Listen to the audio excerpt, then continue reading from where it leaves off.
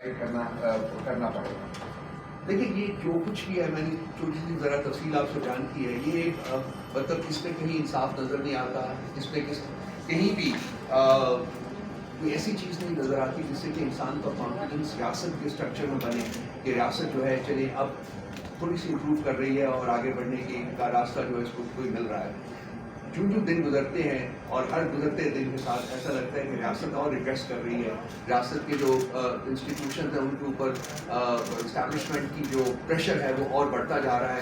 اور آج کا کیس ایک ٹپیکل اگزامپل ہے اس چیز کی کہ جو ریاست ہے اور ریاست کے کرندے اور جن کے پاس طاقت ہے، جو پاور لیڈرز ہیں، ان کی حد البسا کوشش یہ ہے اور یہ اس کو ڈیفینیٹلی انشور کریں گے کہ خان صاحب کو جیل سے باہر نہیں آنا چاہیے، اور وہ اسی صورت میں ممکن ہے جبکہ ان کے کیسز کا فیصلہ جو ہے وہ نہ ہونے دیں. سو آج کا جو سین ہے وہ اس حالت میں بھی اپنے گروسم اور سکننگ قسم کے کنٹرولز کے ساتھ پھر انیکٹ ہوگا، شاید کتنی دفعہ انیکٹ کرنا پڑے. تو آج ہم لوگ انصاف کا قتل ہوتے ہوئے دیکھ رہے ہیں، ہم لوگ ریاست کو کمزور ہوتے ہوئے دیکھ رہے ہیں.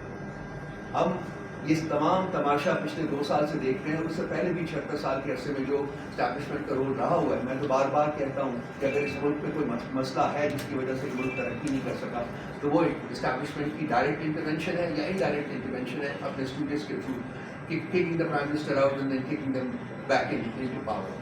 یہ ختم اس کی طرف، اس کے لیے ہماری جو جدوجہد ہے وہ جاری رہے گی. اور آج بھی ہم نے اسی اسٹیبلشمنٹ کا ایک انتہائی گھنونا رخ جو ہے وہ عدت کیس کے کانٹیکس میں کمرہ عدالت میں دیکھا ہے.